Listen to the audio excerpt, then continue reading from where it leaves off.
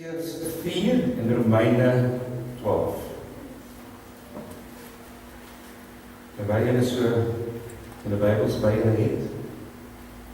Almagtige Vader, Here, wat 'n wonderlike voorreg het ons nie om voor U te kom staan en U woord oop te maak. Here, soos ons nou gesing het, U is ons daaglikse brood. U woord is wat ons voed, wat ons krag gee en wat ons sterk maak. En daarom, Here, gee ons hierdie aand vir U, hierdie erediens vir U. Gebruik my, o Gees, dat die woorde gespreek word. En ek loof en prys U naam vir die wonderlike geleentheid. Amen. Ek het 'n bietjie, voordat ek die preek moes doen, daar is omtrent so 2 of 3 onderwerpe so in my kop gegaan oor waaroor kan 'n mens nou gesels, of waaroor, wat kan ek met julle deel? En een ding wat my in die Bybel opgeval het, is daar's altyd 'n verwysing na jy met jou denke, jou gemoed of jou hart vernuwe. Altyd 'n ander manier om te sê, jy moet jou denke vernuwe.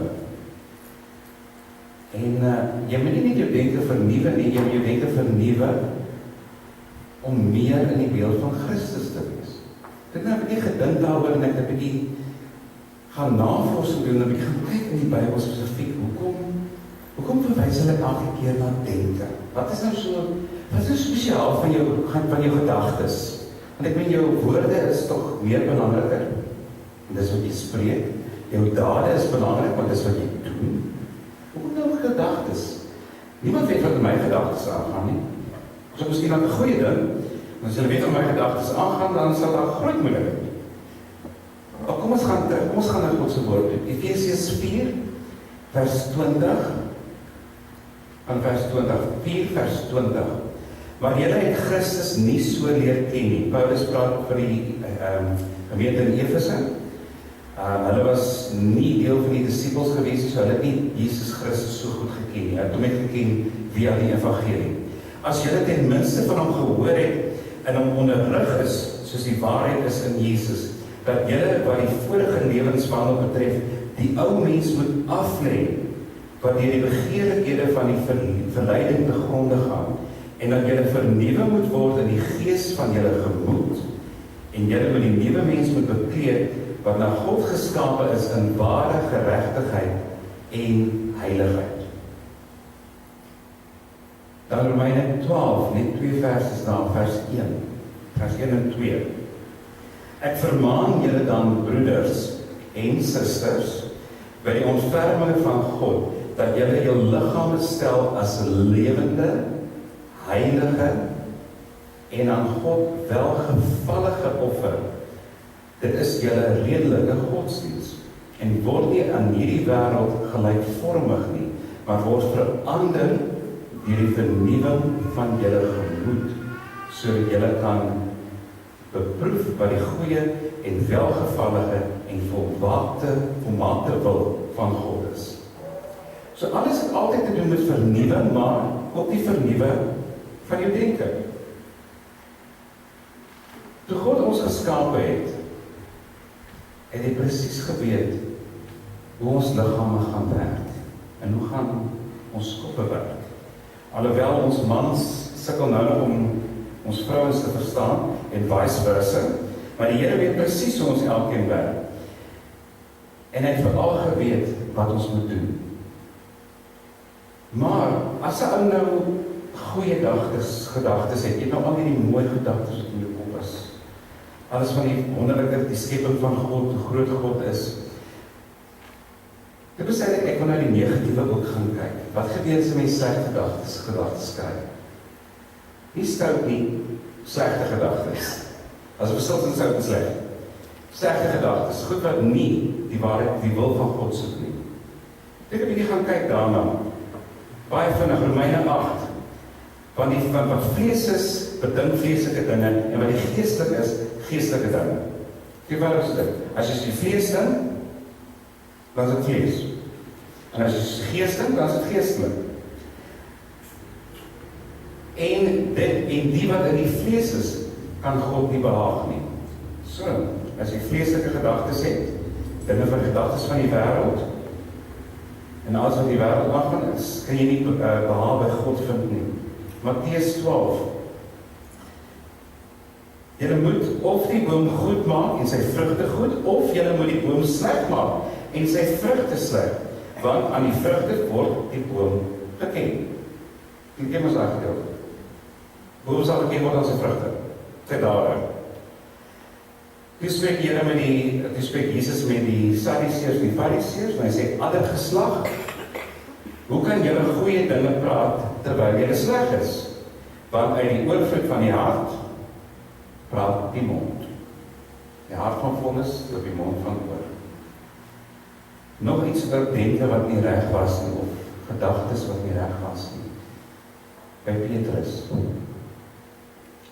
toe Jesus in die tuin van Getsemane was, en hy gekom het om te weg te vat, te arresteer.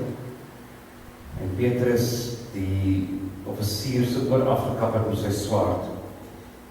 En die Here het omgedraai na Petrus en gesê, gaan weg agter my Satan. Jy is vir my 'n struikelblok, omdat jy nie die dinge van God bedink nie. Gaan weg vir my, want jy bedink nie die dinge van God nie. Ek het nooit gelees eintlik. Toe dink ek, maar as jou gedagtes dan so gevaarlik is, wat is dit met jou gedagtes? Hoekom? Wat is so belangrik oor jou denke? Ons almal weet Efesiërs 6 vers 12. Ons woordstryd is nie teen vlees en bloed nie, maar teen bose magte en engele. Waar begin Satan om dingetjies in jou lewe te laat gebeur? Waar begin hy? Hierso, in die kop. In die kop. Imagine jy is 'n Sondagoggend. Jy het verslaap. Daar's 5.4 kinders in die huis. Jy word wakker, jy sien die tyd, en dan begin dit. Die kinders gaan laat wees. Nou gaan ek met die opstaan, dan gaan ek met die huis jaag en hardloop, en soos 'n heks te kere gaan. En almal aanjag. En my man, hy gaan nou weer niks doen nie. Want dit mos nie sy kinders nie. Hy gaan niks doen nie. En ek sal net alles moet doen. En nou is jy kwaad. En jy nog eens in die bed opgestaan nie. En wat gebeur as jy opstaan? Dan kry jou man en die kinders dat nou dit niks gedoen nie. Dit begin nie oor. En wat gebeur? Satan smile. Hy het jou kwaad gemaak. Wait. Daar kom die stryd. Nog 'n voorbeeld. Ek kry SMS of 'n e-pos. Ek wil nou saam as 'n voorbeeld gebruik, maar ek gaan nou Hendrik gebruik as 'n voorbeeld. Want as Hendrik vir my 'n SMS stuur en hy begin met môre Boeta, hoe gaan dit? Dan kom eers in my kop is wat wil jy? Wat wil jy en wat het ek nie gedoen nie? Maar dit gebeur. Wat wil jy? Wat soek jy iets? Iemand vir jou e-pos stuur vir SMS. Wat wil die man nou weer? Of ek wil jou dringend sien. Ag nee man, wat nou weer? Ek het nie nou krag vir nonsens nie. En dan vat jy die selfoon en jy maak hom oop. Okay. Sterkte vir die dag. Maar wat gebeur nou? Jesus is kwaad.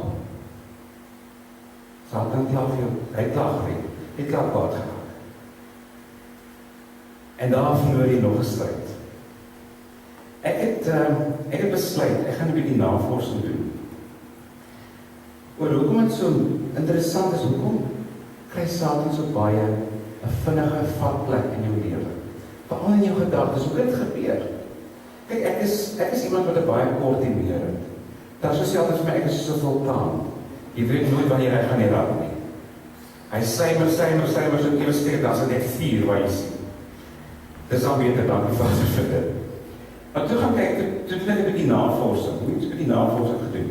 Hulle sê jou brein, en jou brein is daar meer as 100 biljoen breinselle. En as jy baie drink, dan verloor dit breinselle.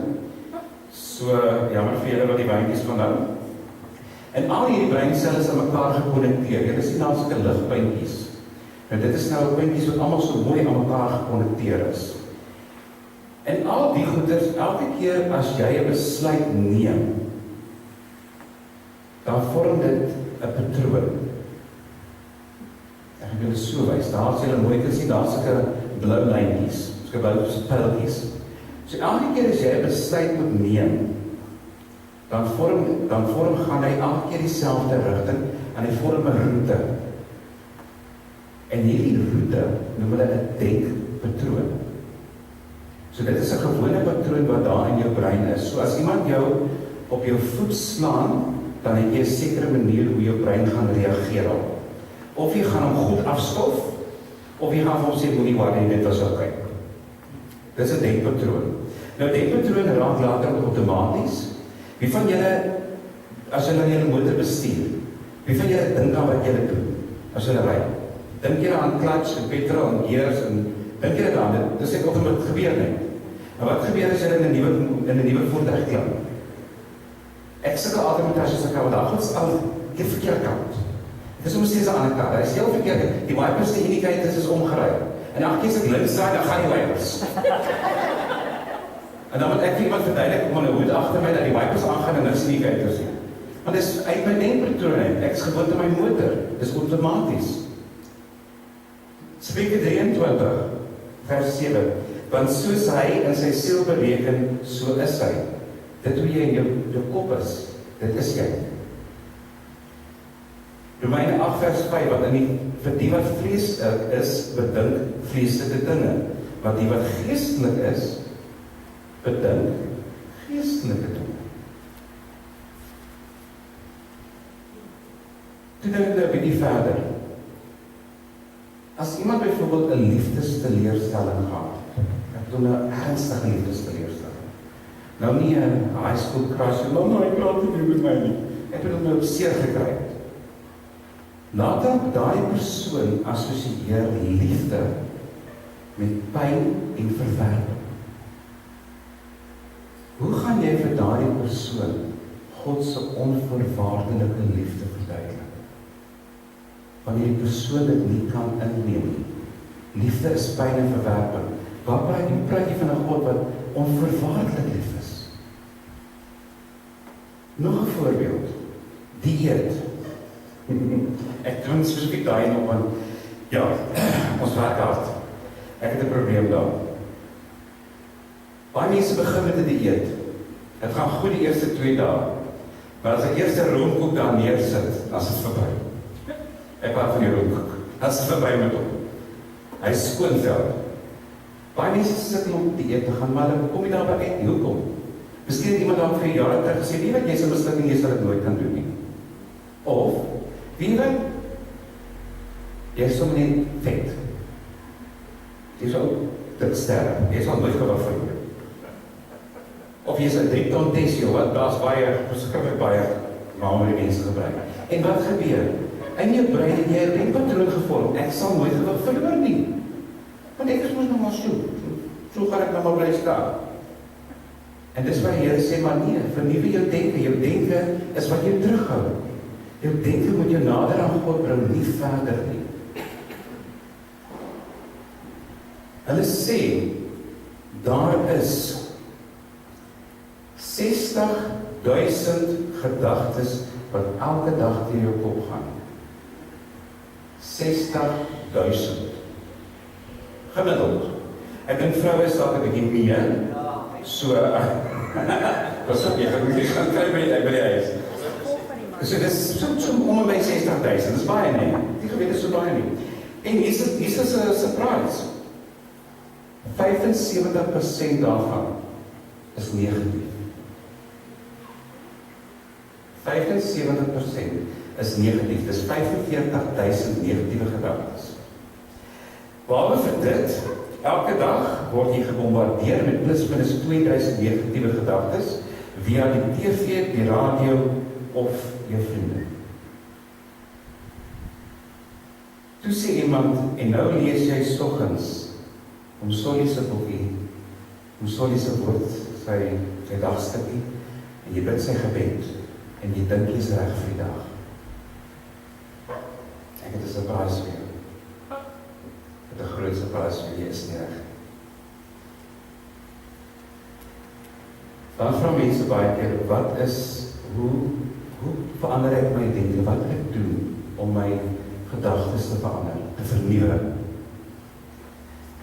En elke keer as iemand sê, jy moet mediteer, dan raak dit hierdie snaakse idee, meditasie. Dit is meditasie. Dis daar wat hulle nou meer gaan doen nie. Dat hulle so bene gevou sit, en hulle sit nou so, en dan sit hulle weer ure en niks nie. Kijk, dis 'n Oosterse meditasie, dis nie waarvan ek praat nie. Ek praat van meditasie oor God se woord.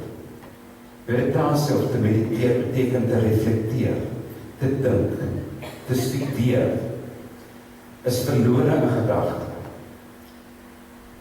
Jy mediteer oor of op iets, redeneer iets uit, weerspieël oor of op, dink eers na oor, herkou, beplan, skema, bedink, ontwerp, raam, en ook in gedagte hou. Dis mediteer.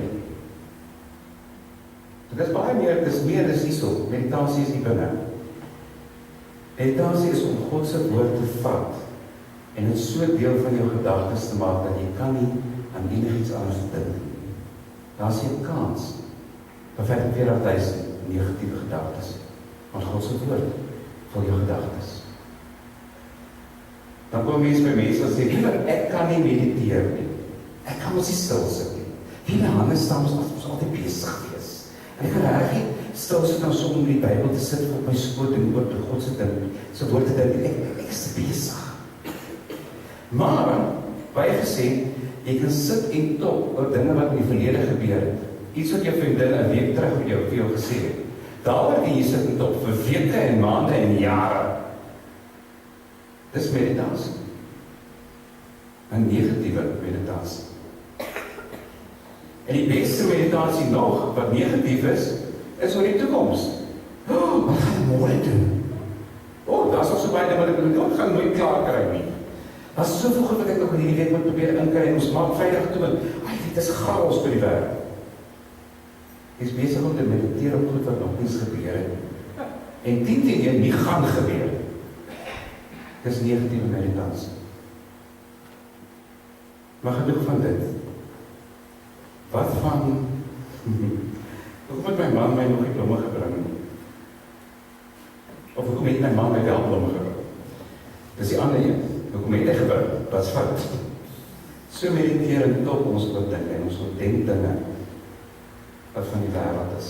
Dawid skryf elke keer, hy wil dag en nag God se woord en sy wil oordink.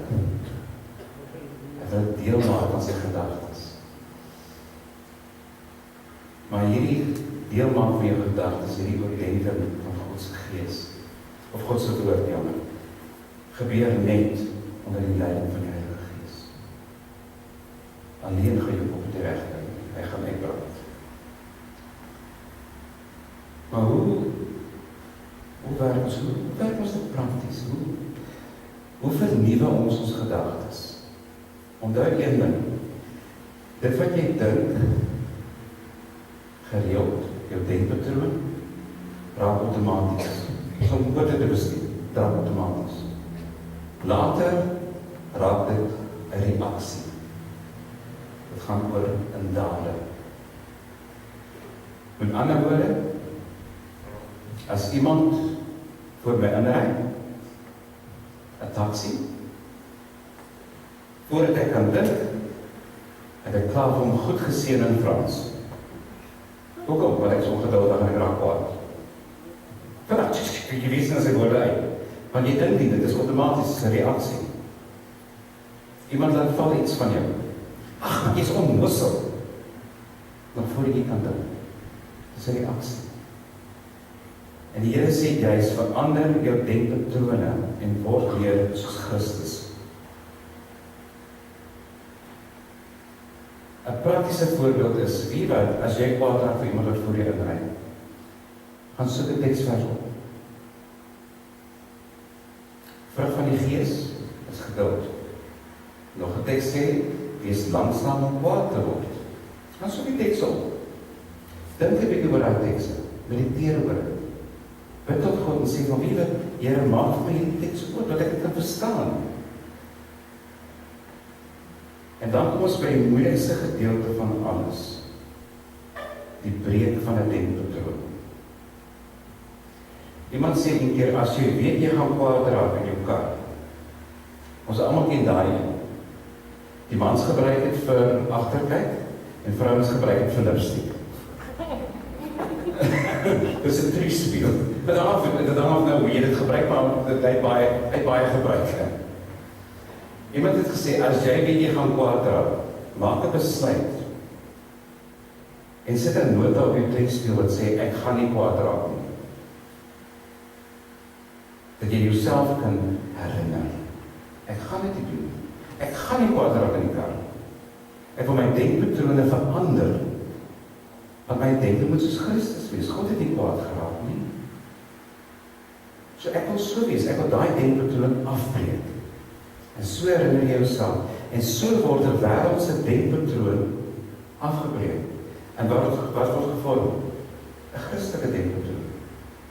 En nou is dit snaai net vir. Daar kan jy maar die sticker afhaal. Maar net nie die sticker oor die hele ding plan. Want dan gaan dit nou niks help. Maar later word dit ook 'n reaksie. Dat as iemand iets teen jou doen, glimlag jy. Dis oké. Die kwaadheid is weg. Dis kom die Here elke keer sê, verander jou lewe. Alles. Jou dade, jou woorde, maar verander ook jou gedagtes. Daardie denkpatrone wat gevorm is in jou kop, is ook dieselfde denkpatrone wat jou kan vernietig. Spreuke 4 vers 23. Bewaar jou hart meer as alles wat bewaar moet word. Want daaruit is die oorsprong van die lewe. Filippense 4 vers 8. Verder broeders, alles wat waar is, alles wat eerbaar is, alles wat regverdig is, alles wat rein is, alles wat lieflik is, alles wat loflik is, watter deug of watter vreugde daar ook al mag wees, bedink dit. Kolossense 3 vers 2, bedink die dinge wat daar bo is, nie wat op die aarde is. Daar is soveel dinge wat in ons lewens gebeur, en dit gebeur so vinnig, reaksies wat ons toon, en dit is so vinnig. Ek het in my verlede al soveel mense seer gemaak, deur om te praat sonder om te dink. Want ek het 'n wêreldse denkpatroon gehad, wat gesê het 'n oog vir 'n oog en 'n tand vir 'n tand. Ek het nie 'n Christelike denkpatroon gehad wat gesê het, draai jou ander wang. Moenie kwaad en kwaad vergeld nie. En ek weet ons het nou hierdie tyd van die jaar, dis ons amper nuwe jaar, dan begin ons op al ons nuwejaarsvoorneme. Ek gaan 20 kg gewig verloor, ek gaan R50.000 'n maand maak, ek gaan my vrou beter behandel, ek gaan my skoonmaak praat, en so gaan die lys deur, as jy weet nie nou nie een van daai goed op die lys gedoen nie. Maar, kom ons maak ons nuwejaarsvoorneme. Ek gaan my denkpatrone verander. Ek wil my gedagtes vernuwe. Alles wat ek dink. Ek wil nie meer soos die wêreld dink. Ek wil dink soos God. Ek gaan elke denkpatroon wat die Satan daar in my kop gesit het, gaan ek afbreek. Ek weier om te dink aan enigiets wat sleg is. Ek weier om te dink dat alles is sleg in die wêreld. Ek gaan die goed sien, ek gaan alles beter maak. En bovenal, daai teksvers wat jy vat, van hom son nie meer op en neer. Let wel, ek sê nie hy is verkeerd nie hoor. Dat is 'n baie diep oornaam. As ek sê, vat daai teksvers met dink deur die dag. Hou dit in jou kop, dink daaraan.